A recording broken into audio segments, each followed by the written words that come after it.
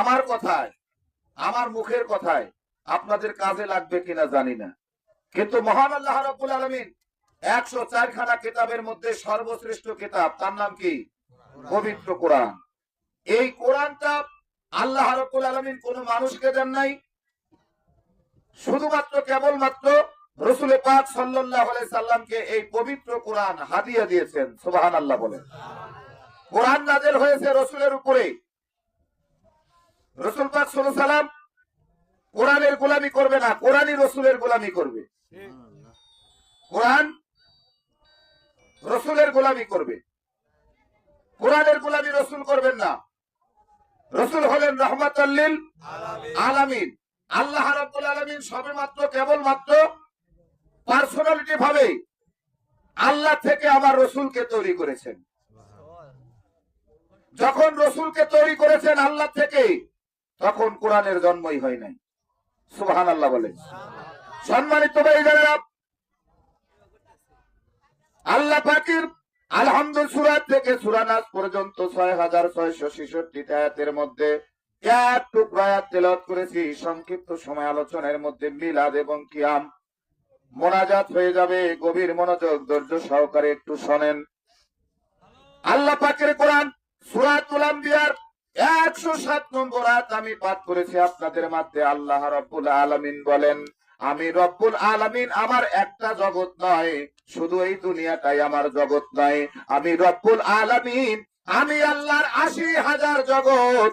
এই 80,000 জগতের মধ্যে আমি যেমন রব্বুল আলামিন, এই 80,000 জগতের মধ্যে আমার নবীকে বানাইলাম রহমাতুল লিল আলামিন। সম্মানিত ভাইরা আমার, আল্লাহ 80,000 জগতের মধ্যে রব্বুল আলামিন, আমার আপনার নবী 80,000 জগতের মধ্যে রহমাতুল লিল আলামিন, আল্লাহ আলামিন, নবী আলামিন। সম্মানিত হাজিরিন, রব্বুল আলামিন যেই জায়গায়, রহমাতুল লিল আলামিন সেই জায়গায়, লা ইলাহা ইল্লাল্লাহ যেই জায়গায়, মুহাম্মাদুর রাসূলুল্লাহ সেই জায়গায়। সুবহানাল্লাহ বলেন। আপনি যদি লা ইলাহা ইল্লাল্লাহ জন্মের পরে থেকে মৃত্যু পর্যন্ত 100 বছর হায়াত পাইলেন, শুধুমাত্র জিকির করবেন লা ইলাহা ইল্লাল্লাহ, আপনি কোনদিন ঈমানদার নয়।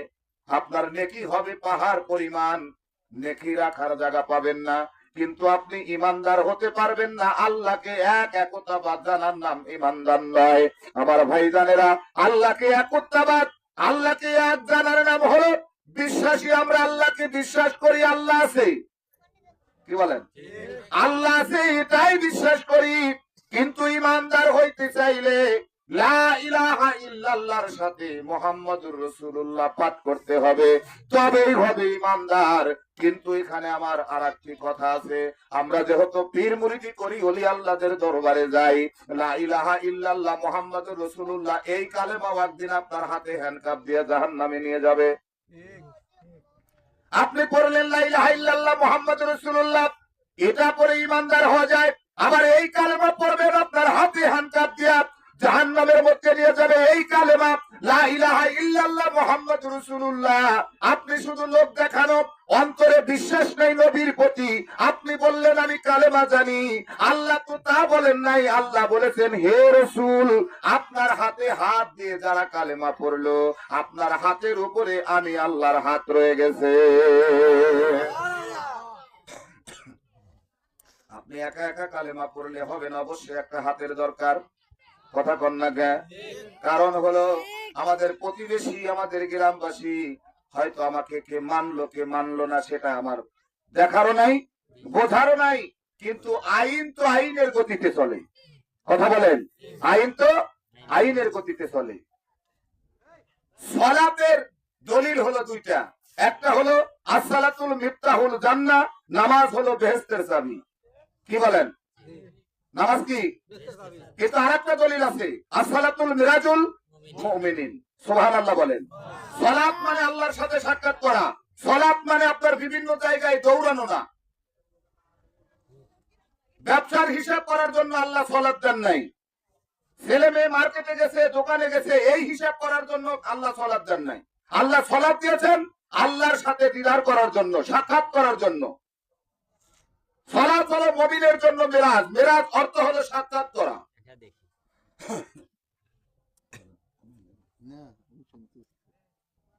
সালাত মানে কি? সাক্ষাৎ করা। কার সাথে? আল্লাহর সাথে। আল্লাহর সাথে সাক্ষাৎ করতে গেলে আপনি যদি অপবিত্র হন, সাক্ষাৎ হবে? আপনাকে পবিত্র হয়ে যাইতে হবে। আল্লাহ যেরকম পবিত্র, ওই রকম পবিত্র হয়ে যাইতে হবে। কারণ হলো আমরা তো আমাদের মধ্যে অনেক রকম কথা। আমি কিন্তু সলাতের বিরোধিতা করতেছি না, আল্লাহর কসম। আমি সলাতের 1 কোটি বার পক্ষে, আমি সলাতের বিপক্ষে নয়, কোনোদিনও নয়। কারণ হলো যেহেতু আমি আহলে বায়াতকে মানি, পাক পাঞ্জাতনকে মানি, মাওলাই আলীকে মানি, মাওলাই হাসাইনকে মানি, মাওলাই হুসাইনকে মানি, খাতুনে জান্নাত মা ফাতেমা রাদিয়াল্লাহু তাআলা আনহা যিনি জান্নাতের মহিলাদের সরদারিনী, তাকে মানি, পাক পাঞ্জাতনকে মানি। রাসূল পাক সাল্লাল্লাহু আলাইহি সাল্লামের জন্য আমি এই মঞ্চে দাঁড়ায় বলতেছি, আল্লাহ পাকের জাত পাকের কসম, রাসূলের পক্ষে থাকার কারণে যদি আমার মতো এইরকম হতভাগার জীবনও চলে যায়, আপনাদের সকলকে সাক্ষী রেখে আল্লাহর জাত পাকের কসম, আমার কোনো দুঃখ নাই। নারায়ে তাকবীর, আল্লাহু আকবার, নারায়ে রিসালাত, আমার কোনো দুঃখ নাই। কারণ হলো আপনাকে সালাত প্রতিষ্ঠাতা করতে হবে। সালাত আমাদের হচ্ছে না কেন? আপনি লেখাপড়া করতে আছেন, কতদিন করবেন? আপনি কি পাস একদিনও করবেন না? হ্যাঁ, আপনি 1 থেকে কে কোনোদিনও 2 তে যাবেন না, 2 থেকে কোনোদিন 3 তে যাবেন না। কিন্তু এটা হইতেছে না কেন? আমাদের গাফলাতি আছে, আমাদের অলসতা আছে, আমাদের বিশ্বাস কম, এই জন্য হইতেছে না। সম্মানিত বাচ্চারা, আল্লাহ রাব্বুল আলামিন বললেন, হে রাসূল, আপনার হাতে হাত দিয়ে যারা কালেমা পড়ল, আপনার হাতের উপরে আমি আল্লাহর হাত। বোঝা গেল এই দেশের মধ্যে ওলিয়া উলিয়াদের গীবত যারা করে, একটুখানি খোলাসা করে দেই, কারণ আপনাদের সাথে তো এইভাবে কথা হয় না। একটুখানি সময় নিলাম, একটু খোলাসা করে দেই। সম্মানিত হাজিরিন, ওলি আল্লাহদের বিরোধিতা যারা করে তাদের উদ্দেশ্য করে আমি বলতেছি, ওলিয়া উলিয়াদের বিরোধিতা করো না। কারণ ওলি নামটা দুনিয়ার কেউ রাখে নাই, আল্লাহ রাখছে। রাখছে ওলি নামটা আল্লাহ রাখছে, আউলিয়া নামটা আল্লাহ রাখছে, মুর্শিদ নামটা আল্লাহ রাখছে, মুমিন নামটা আল্লাহ রাখছে, মুত্তাকিন নামটা আল্লাহ রাখছে।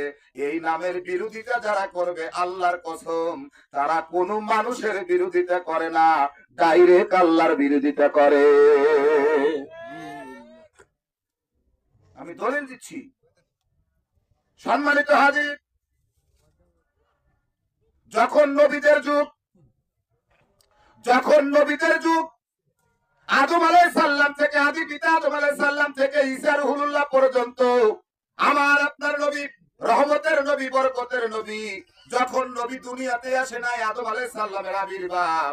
আদম আলাইহিস সালাম কিন্তু মাপ পাইলেন নবীর উসিলায়। একটু মহব্বতে কোন, আমাদের নবীর উসিলায়, আমাদের নবীর উসিলায় মাপ পাইলেন কে? আদম আলাইহিস সালাম। তখন কি নবী আছে? আছে নবী, তখনও তিনি জিন্দা নবী। সুবহানাল্লাহ। আমার ভাই জানেন, আদম আলাইহিস সালাম মাপ পাইলেন আমার নবীজির খাতিরে। আমার নবীজির খাতিরে আদম আলাইহিস সালাম মাপ পাইলেন, আদম থেকে শুরু করে ঈসা রুহুল্লাহ পর্যন্ত। তারপরে রহমাতুল লিল আলামিন আমার নবীজি আসলেন, আমার নবীজির উপরে কোরআন নাযিল করলেন। প্রত্যেকটা কথা তো নবী রাসূলদের মধ্যেই বলার দরকার। আল্লাহ কি, আল্লাহ রাব্বুল আলামিন নবীদের কথা বলবে, কিন্তু কোরআনে ওলিদের কথা বললেন কেন? মুমিনের কথা বললেন কেন? মুত্তাকিনের কথা বললেন কেন? আমরা সূরা ফাতিহা, কোরআনের সর্বপ্রথম যেই সূরাটা পাঠ করি, এই পাঠের মধ্যেই মুত্তাকিনের নাম আমার আল্লাহ ঘোষণা করে দিয়েছে।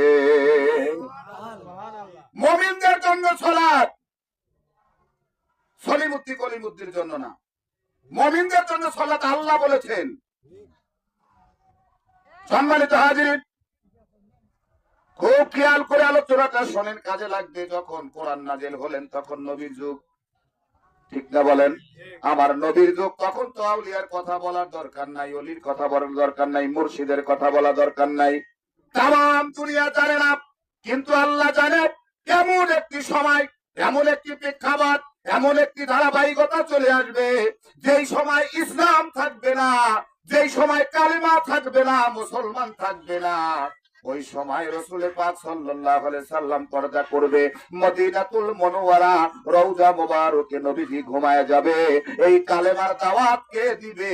আমার আল্লাহ সুন্দর করে বললেন, বিসমিল্লাহির রহমানির রহিম, আলা ইন্না আউলিয়া আল্লাহি লা খাউফুন আলাইহিম ওয়ালা হুম ইয়াহজানুন।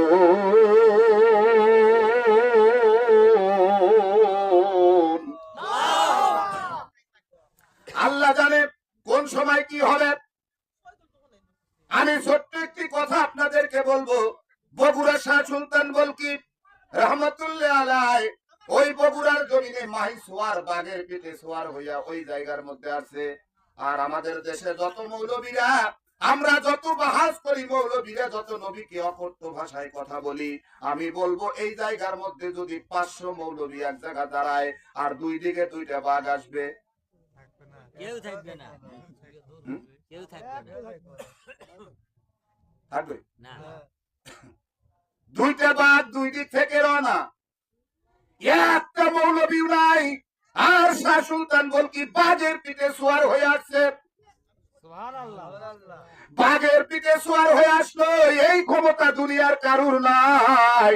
এই ক্ষমতা মহান আল্লাহ রাব্বুল আলামিনের ক্ষমতা। ওলি আল্লাহদের ক্ষমতা হলো আল্লাহই তো ক্ষমতা, ওলি আল্লাহদের পাওয়ার হলো আল্লাহই তো পাওয়ার। ওলি আল্লাহদের এত ক্ষমতা আল্লাহ রাব্বুল আলামিন দিয়েছেন। আলা ইন্না আউলিয়া আল্লাহ, আল্লাহ বললেন নিশ্চয় সাবধান হয়ে যাও। কুল কায়নাতকে সাবধান করে দিয়েছে, যারা আমার আউলিয়া তাদের কোনো ভয় নাই, সুবহানাল্লাহ, তাদের কোনো চিন্তা নাই, কোন বিষয় দুঃখিত বা গম্বিত হবে না। আমার বন্ধুগণ, দুনিয়াতে যত ক্ষমতা তাকে দেওয়া হবে, পাওয়ার দেওয়া হবে, আমার বন্ধু যখন মাজারে ঘুমায় যাবে, আমার বন্ধুর পাওয়ার কমবে না। আমি আল্লাহ তার অসংখ্য গুণ পাওয়ার বাড়াইয়া দে।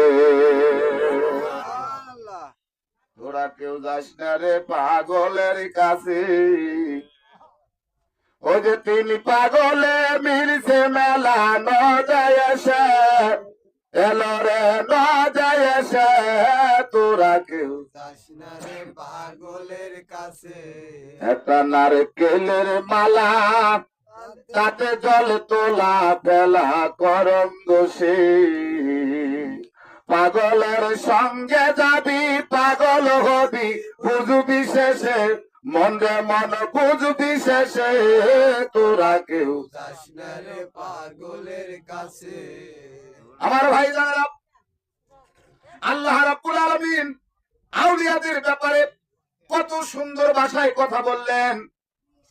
আর যারা মাজার শরীফে যায় তাদেরকে মাজার পূজারি বলে গালি দেয়।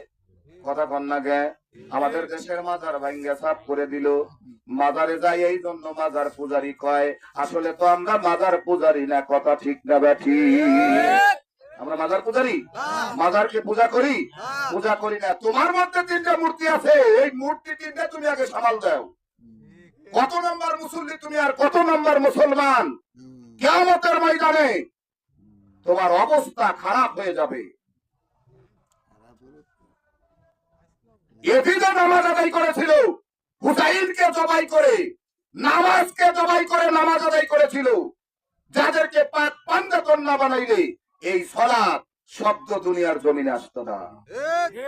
এদিক সেই কারবালার ময়দানে হুসাইনকে জবাই করলেন, জবাই করে নামাজ আদায় করলেন, আজান দিলেন, আজান দেওয়ার পরে নামাজ আদায় করলেন। এদিকে তো নামাজ পড়েছে, দাড়ি, এত বড় বড় দাড়ি, মাথায় টুপি, জুব্বা, সুন্নতের কোনো খেলাপি নাই, সালাত আদায় করেছে, তাই বলে উনি জান্নাতে যেতে পারবে না। পারবে? জান্নাতে যেতে পারবে না। এদিকে পারবে জান্নাতে যেতে? ক্ষমতাই নাই। সম্মানিত হাজিরিন, আল্লাহর ওলিদেরকে আল্লাহ কেমন ক্ষমতা দিলেন, কেমন পাওয়ার দিলেন। আমার আল্লাহ রব্বুল আলামিন কেমন ক্ষমতা দিয়েছেন। পিরানের পীর দস্তগীর গাউসুল আজম শেখ সৈয়দ মহিউদ্দিন আব্দুল কাদের জিলানী আল বাগদাদী রহমাতুল্লাহ আলাইহি, উনি মায়ের গর্ভে থেকে 18 পারা কোরআনের হাফেজ। কথা কন না কে? কয় পারা? এর বিস্তারিত আলোচনা করতে গেলে, আল্লাহর ওলিদের আলোচনা করতে গেলে আমি গুনাহগার, আমার সারাটি জীবন আলোচনা করব, শেষ করা সম্ভব। কারণ হলো পাঠশালা তিনটা, একটা পাঠশালায় লেখাপড়া করলে ওসি ডিসি হওয়া যায়, আর একটা পাঠশালায় লেখাপড়া করলে আমার বাপজান লেখাপড়া করেছে, প্রফেসর হয়েছে, কথা কন্যা গায়। কিন্তু আর একটা পাঠশালায় লেখাপড়া করলে হাফেজ, কারি, মাওলানা, মুন্সি, মুফতি, মুহাদ্দিস, মুফাসসির হওয়া যায়, কিন্তু আল্লাহ পাওয়া যায় না। আল্লাহ পাইতে চাইলে অবশ্যই একটা ওলি আল্লাহর পাঠশালায় ভর্তি হতে হবে। জগৎ বিখ্যাত আলেম মাওলানা জালালউদ্দিন রুমি রহমাতুল্লাহ আলাইহি মুসনাদি শরীফের মধ্যে বর্ণনা করে গেলেন, গর তু চাহে হাম নশিনি বা খুদা, গর তু চাহে হাম নশিনি বা খুদা, তু নশিনি দর হুজুরে আউলিয়া। তুমি যদি আল্লাহকে পেতে চাও, আল্লাহর সান্নিধ্য লাভ করতে চাও, যদি আল্লাহর নৈকট্য পেতে চাও, তাহলে ঘুরতে থাকো। সুবহানাল্লাহ। তাহলে তুমি ঘুরতে থাকো আর খুঁজতে থাকো, যেই জায়গার মধ্যে একজন কামেল মুকাম্মেল আল্লাহর ওলি খুঁজে পাওয়া যাবে, তার কদমের ধুলো সমতুল্য হয়ে যাও, তবেই তুমি আল্লাহকে পাবা। যতক্ষণ পর্যন্ত ওলিয়া উলিয়াদের কদমের ধুলার সমতুল্য না হতে পারবেন, অতক্ষণ পর্যন্ত আল্লাহ পাওয়া সম্ভব না। হাতের কাছে নরে চরে ওটা খুঁজলে জনম ভর মেলে না, সে কথা কয় রে দেখা দেয় না। আমরা কেন পীরের বাড়ি যাই? কারণ আমরা পাগল। আমরা পাগল, এই পাগলদের কাছে আসার দরকার নাই। তোমরা ভালো থাকো, তোমরা ভালো থাকো, কিন্তু পাগলদেরকে খেপায়ও না, পাগলদের পিছু লেগো না। আমরা পাগল, যদি পাগল, পাগলের মর্যাদা তোমরা জানো না। কারণ হলো পাগলের মর্যাদা যদি জানতে, কাউকে তোমরা কিছু বলতে না। কারণ পাগল ছিল ওয়াইজ করেনি। এখন যদি আমি মাইক্রোফোন দিয়ে কথা বলছি, মাইকের আওয়াজ যত দূর পর্যন্ত যাচ্ছে, আমি ডনকিয়ার কথা বলতেছি, কথাগুলো ভালো করে শোনেন। কেউ যদি নিজের শরীর থেকে চাকু দিয়ে কেটে রক্ত জমিনে যত ফোঁটা পড়বে, ততটাই হারাম হয়ে যাবে, তাতে নাকি? কেউ যদি নিজের দাঁত ইচ্ছে করে কেউ ভাঙে, প্রতিটা দাঁত ভাঙ্গায় একটা করে দাঁত ভাঙবে, একটা করে হারাম হবে। কিন্তু পাগলের কাহিনী জানো না, ওলিয়া উলিয়াদের প্রেম তোমরা জানো না, ইশক জানো না, ইলমে লাদুন্নির জ্ঞান তোমাদের মধ্যে নাই, ফায়েজ তোমাদের মধ্যে নাই, রহমত তোমাদের মধ্যে নাই। ওলিয়া উলিয়াদের যে একটা ধারাবাহিকতা প্রেম, এই প্রেম তোমাদের মধ্যে নাই। ওয়াইজ করনি এমনই একজন পাগল, নবীর প্রেমে পাগল হইয়া একটা একটা করে 32টা দাঁত ভাঙছে। আল্লাহ খুশি হয়ে গেল, নবী সবচাইতে বড় পুরস্কার ওয়াইজ করনিকে দিছে।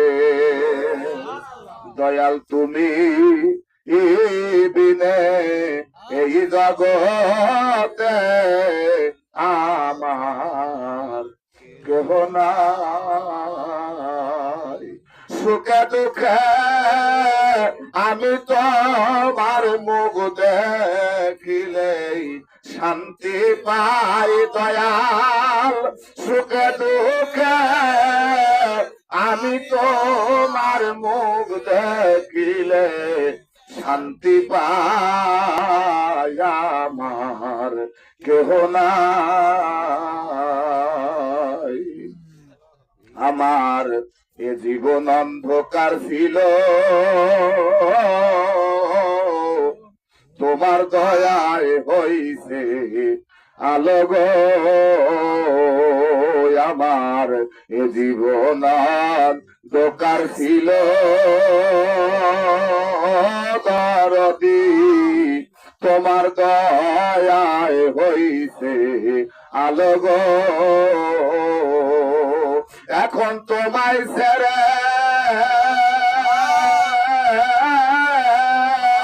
কোথায় যাব, কোথায় বলো শান্তি পাই, আমার কেহ নাই। দয়াল তুমি বিনে এই জগতে আমার কেহ নাই, আমার কায়ার দেহ মায়া ভারী,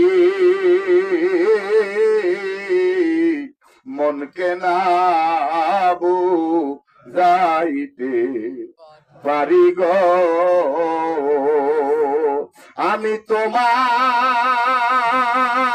দে আসি সবই আমার বলতে কিছু নাই, দয়াল তোমাকে দে আসি সবই আমার বলতে কিছু নাই, আমার কেহ নাই, দয়াল তুমি এই দিনে এই জগতে আমার কেহ নাই। আল্লাহুম্মা সাল্লি আলা সাইয়্যিদিনা মাওলানা মুহাম্মাদ ওয়া আলা সাইয়্যিদিনা মাওলানা মুহাম্মদ। সম্মানিত হাজিরিন, ছোট্ট একটি ঘটনা বলে আলোচনা সংক্ষিপ্ত করে দেব। কারণ হলো, একজন আল্লাহর ওলির কদমে একজন মানুষ 40 বছর থাকে। কয় বছর? 40 বছর একজন মুরিদ পীরের কদমে খেদমত করে। এই খেদমত করার কারণে 40 বছর পরে তার আপন মুর্শিদ ডাকতে বলল, বাবা তোমাকে বিদায় করে দিলাম, কিছুই তো দিতে পারলাম না, আমার দেওয়ার মতো কিছুই নাই, আমি কিছুই দিতে পারবো না। এক জোড়া জুতা আমার আছে, পুরাতন জুতা, এই জুতা জোড়া তোমাকে দিয়ে দিলাম, তুমি নিয়ে যাও, এই জুতো জোড়া ভালো করে যত্ন করে রেখো। ওই মুরিদটা পরিপূর্ণ ইমানদার হয় নাই। মুরিদ চিন্তা করল, এই সেরা জুতো দিয়ে আমি কি করব? এই জুতো দিয়ে তো আমার দরকার নাই, আমাকে কিছু টাকা দিলে তো বাড়িতে ছেলে পেলেদেরকে আমি খাওয়াইতে পারতাম। সোনার ভাইরা, বন্ধুগণ আমার, একটুখানি চিন্তা করে দেখেন, বয়স কম মনে করতেছেন, মরা অনেক দেরি আছে, আমি পরে মরবো। আসলে কিন্তু তা না, মালিকুল মউত যখন তখন আপনার সামনে হাজির হতে পারে। দাদা আছে, নাতি বিদায় হয়ে গেল,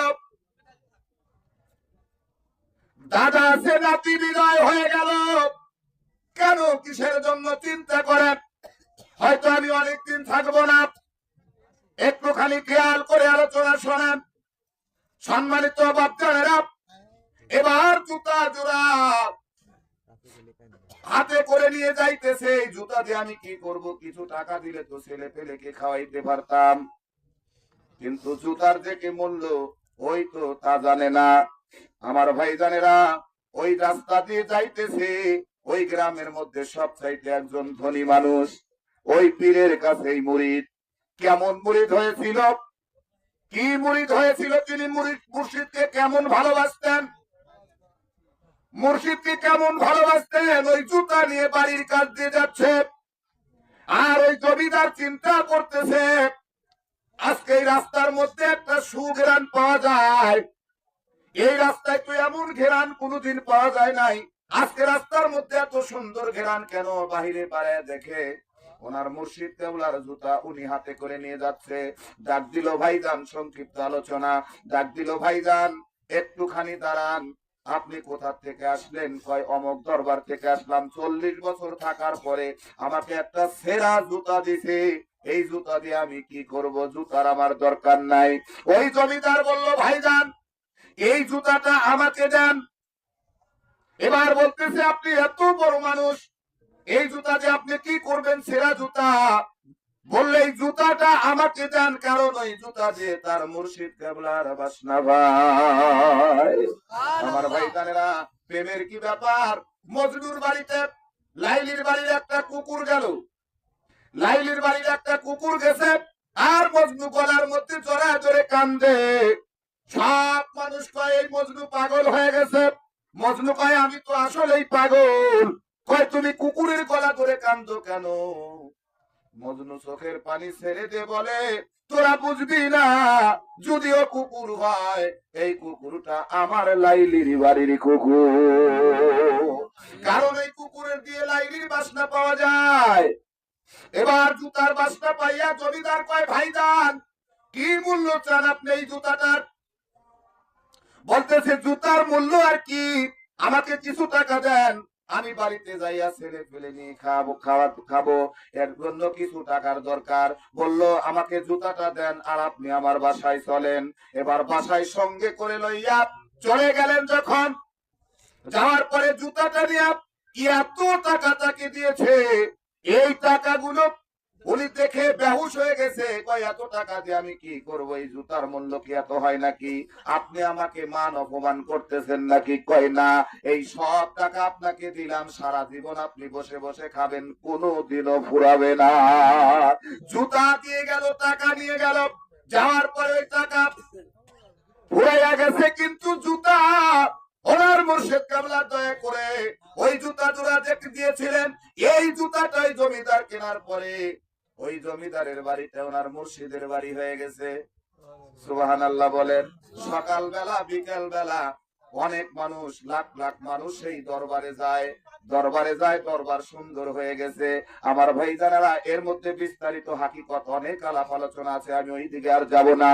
কারণ যে যাকে ভালোবাসে তার মতোই সে হয়ে যায়, হয়ে যেতে হবে। কেউ যদি মুর্শিদকে ভালোবাসে, ভালোবাসার মতো করে বাঁচতে হবে। কারণ হলো, আল্লাহর ভুল ধরার কোন রকম এখতিয়ার বান্দার কিন্তু নাই। কথা কয় না? কারণ মুর্শিদ মানে মনিব, আর মুরিদ হলো গোলাম। গোলাম হইয়া মনিবের ভুল ধরার কোনো কায়দা না। আমার ভাইজানেরা, মুরিদ যদি বাছাই করা যায়, খাজা এনায়েতপুরী বলেছে, বাবা আমার বড়ই তলায় 70 জন মানুষের জায়গা, এই 70 জনই টিকবে, আর সবগুলো বাতিল হয়ে যাবে। যদি পরীক্ষা করি বাতিল হয়ে যাবে, কারণ একজনের সাথে 50 জন মুরিদ। কয়, তোমরা আমাকে কেমন ভালোবাসো? কয়, জীবন দিয়ে ভালোবাসি। কয়, আসলে কি ভালোবাসো? কয়, হ্যাঁ। 50 জন মুরিদ নিয়ে রাস্তা দিয়ে যায়, যাওয়ার পরে রাস্তায় দেখে একটা মরা বিড়াল। এইবার পিসাব হইলো, বিড়াল রে তাজা হয়ে যা, আর তাজা হয়ে গেছে। ভক্তরা খুশিতে পাগল হয়ে গেছে, আমার পীর তো কামেল। আসলেও কিন্তু কামেল। মরা বিড়ালকে জিন্দা করে দিল। আবার কিছু দূর যাইয়া মন্টক ঘরে যায়, ঘন্টা বাজাইতেছে। ওই জায়গা থেকে কিছু জাকের কয়, এ তো পাকা বন্ধ। কারণ হিন্দুর মন্টক ঘরে যায়, কেন ঘন্টা বাজায়, এর পিছনে তো থাইকে কোনো লাভ নাই। আমার ভাই জানেরা, আরো কিছু দূর যাইয়া দেখে পোস্টকর্নারে যখন সুন্দরী একটা মেয়ের গায়ে হাত দিয়ে পিসাব, যখন পোস্টকর্নারের গলির মধ্যে যে ঢুকে গেছে, এবার সব গলির দেখায়, কোন বন্ধর পিছনে লাগছি, এর পিছনে থাকা যাবে না। কিন্তু ওই জায়গায় একটা পাগলের কাছে পিসাব জুতো রেখে গেছে, ও জুতাটা বুকের মধ্যে নিয়ে পোস্টকর্নারের রাস্তায় দাঁড়ায়া রইছে, পাড়ার মধ্যে দাঁড়ায়া রইছে, ও আর সরে নাই। পিসাব অনেক সময় ঘুরে এসে দেখে সব বিদয়, কিন্তু এই পাগলটা বিদয় হয় নাই। বাপ দাদা কইছে মুরিদ হওয়া লাগবো, তাই হইছি, পীর না ধরলি পান নাই। ওবা মুরিদের 1 পয়সাও দাম নাই। আপনি যাচাই করবেন, পীর দেখবেন আমাদের শাহজাদপুর থানার মধ্যে অসংখ্য পীর আছে, পীরেরও মুরিদ আছে। কিন্তু আপনি একটু চিন্তা করে দেখেন, যদি যাচাই বাছাই করেন, পীর কিন্তু পীরই টেকে না, মুরিদ টিকবে কোথায়? কথা কয় না? পীরই টেকে না, মুরিদ কোথায় টেকে? কারণ হলো, শরীয়ত তরিকত হাকিকত ইলমে মারিফতের জ্ঞান যার মধ্যে নাই, সে কোনোদিন পীর হইতে পারে না। কথা কন না কে? আপনাদের গ্রামে আমি থাকি, অনেক মানুষ ধরেন সবাই আমাকে মানে না, এরকমই তো, মানতে চায় না। মানবে কেন? কারণ আমি গ্রামের মানুষ, সকলের কাঁধে কাঁধ দিয়ে চলি, সকলের হাতে হাত দিয়ে চলি, সকলের সাথে একত্রিত বসে থাকি। কিন্তু এই মানুষটা শুধুমাত্র শাহজাদপুর থানা পার দিয়ে যাওয়ার পরে আমার জুতাটাও হাত দিয়ে ধরা লাগে না, আমার মুর্শিদ কেবলার দয়া। আমার জুতা আমার হাত দিয়ে ধরা লাগে না, পা থেকে খোলা লাগে না, মোজা খোলা লাগে না, রাত্রে পাও দিয়ে শোয়া লাগে না। আল্লাহর জাত পাকের কসম করে বলতেছি, একটা কথা যদি মিথ্যা হয়, আল্লাহ যেন আমার জিবা কেটে দেয়। কারণ আমার পাও দিয়ে রাইতে শোয়া লাগে না, পাউটাও ধোয়া শোয়ায়। সুবহানাল্লাহ কোন? আপনারা মানলেন না, তাতে কিছু আসে যায় না। যখন থাকবো না, তখন একটা পর্যায়ে কিন্তু অবশ্যই দাঁড়াবে। কথা বলেন। তখন কিন্তু একটা পর্যায়ে দাঁড়াবে, যখন থাকবো না তখন একটা পর্যায়ে দাঁড়ায়া যাবে, তখন আমার খারাপ গুন্ডা সব পান নিচে যাবে আর ভালো গুন্ডা জেগে যাবে। কথা বল না কে? আমি আপনাদেরকে একটা অনুরোধ করব, আমি কাউকে পীর ধরার কথা বলতেছি না যে আপনার পীর ধরা লাগবে, জোর করতেছি না, কিন্তু আল্লাহ এবং আল্লাহ রসুলকে যদি মানতে চান, আহলে বায়াতকে যদি মানেন, অবশ্যই আপনাকে কামেল মোকাম্মেল মুর্শিদ দেখে বায়াত গ্রহণ করতে হবে। বায়াত গ্রহণ করা ফরজ, আপনাকে বায়াত গ্রহণ করতে হবে হবে। আপনি যদি বায়াত গ্রহণ না করে মারা যান, তাহলে আপনি অবস্থা ওই দিন বুঝতে পারবেন। কবরের মধ্যে প্রশ্ন হলো তিনটা, মান রব্বুকা, মানে তোমার আল্লাহকে। কথা কন, তোমার আল্লাহকে। এবার আপনি বলবেন তোমার রবকে, আপনি বলবেন আমার আল্লাহ। শেষ হয়ে গেল। আর কিছু দরকার আছে? কিন্তু আরো দুটো প্রশ্ন আছে। দিনের কথা জিজ্ঞেস করবে, তোমার দিন কি? দিন হলো আমার ইসলাম। এই দুইটা প্রশ্নের জবাব দিলেই তো আপনার শেষ। আপনি ইসলাম ধর্মের লোক আর আল্লাহকে আপনি মানেন, তাতেই তো আপনার হয়ে যায়। কিন্তু আপনি আরেকটা প্রশ্ন আছে, তোমার নবী কি? সুবহানাল্লাহ, সুবহানাল্লাহ। কবরের মধ্যেও এই যে ফাতনা, একজন মানুষও থাকবে না, হাফেজ কারি মাওলানা মুন্সি কেউ থাকবে না। ওই কবরের মধ্যেও যদি নবীজির দরুদ মহব্বত করে আপনি যদি পড়ে থাকেন, নবীজির প্রেম যদি আপনার অন্তরের মধ্যে থাকে, নবীজির ভালোবাসা যদি আপনার অন্তরের মধ্যে থাকে, ওই ফেরেশতা নবীর কথা জিজ্ঞেস করার আগে নবী বলবে, ওই ফেরেশতা সাবধান হয়ে যাও আমার উম্মত। সম্মানিত হাজির, আয় পিছনে কারা, সম্মানিত হাজিরিন, চিন্তা চেতনা করে দেখেন যারা বায়াত গ্রহণ করেন নাই, বায়াত গ্রহণ করতে হবে। কিন্তু এখন তো আবার পীর অনেক রকম আছে, পিসাব কিন্তু কয় মিলাদ কিয়াম হারাম, আছে না নাই? কিন্তু পিসাব এরকম বগাইতে মার্কা পীরের কাছে কিন্তু আবার মুড়ি দেওয়া যাবে না, বুঝতে হবে। হ্যাঁ,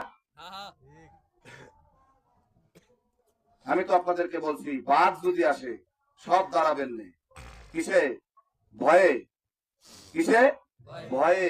আর দাঁড়ায়া নবীজির উপরে কিয়াম করলে এটা বড় অসন্তুষ্ট হয়। হ্যাঁ, অসন্তুষ্ট হয়। আল্লাহ রাব্বুল আলামিনের যেটা হুকুম সেটা করতে অসন্তুষ্ট হয়। রাসূল পাক সাল্লাল্লাহু আলাইহি সাল্লাম মা খাদিজার প্রশ্নের জবাব দেওয়ার জন্য কবরের পাশে দাঁড়াইলেন। আল্লাহ কয়, দোস্তকে যাইতে কোন, আমি প্রশ্নের জবাব দিছি। সুবহানাল্লাহ। ইনি হলেন রাহমাতুল লিল আলামিন, যার ছায়া উপর দিকে যে যেখানে কদম ফেলতো সোনা হয়ে যেত, যে যেখানে কদম ফেলতো সেখানেই সোনা হয়ে যেত। রাসূল মক্কা থেকে ইসরাতে গেল, সেখানে নবীজির কদম পড়ার সাথে সাথে সোনার মদিনা হয়ে গেল। তোমার মতো মৌলবী, আমার মতো মৌলবী কতজন মক্কা মদিনায় গেলা, কিছুই তো হলো না। কথা কন না কে? দুইটা দেশে সোনা আছে, দুইটা দেশে, মনে রাখবেন, দুইটা দেশে সোনা লাগানো আছে। আর কোন দেশে নাই পৃথিবীর কোন রাষ্ট্রের মধ্যে সোনা লাগানো নাই। একটা হলো সোনার মদিনা, সেটা হলো রাহমাতুল লিল আলামিনের কারণে, আর এটা হলো সোনার বাংলা ওলি আউলিয়াদের কারণে। আপনি যদি মানেন একবার সালাম, না মানলে হাজারবার সালাম।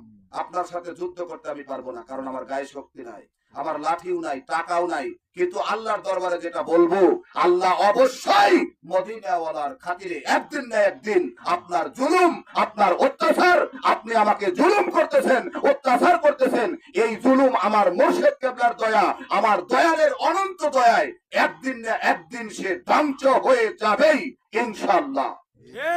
এখানে এমনি এমনি চলি না, এমনি এমনি চলার চেষ্টাও করি না। ওলি আউলিয়াদের দয়া আছে, মহাব্বত আছে, ভালোবাসা আছে। আমার বয়স যতটুক না ততটুক পীর মুরিদির বয়স হয়ে গেছে।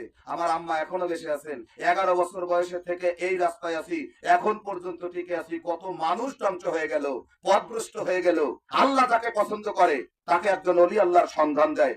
আলোচনা কোরআন দিয়ে আমি আলোচনা করতে চেয়েছিলাম, কিন্তু সময় সংকীর্ণের জন্য সকলেরই কষ্ট হইতেছে।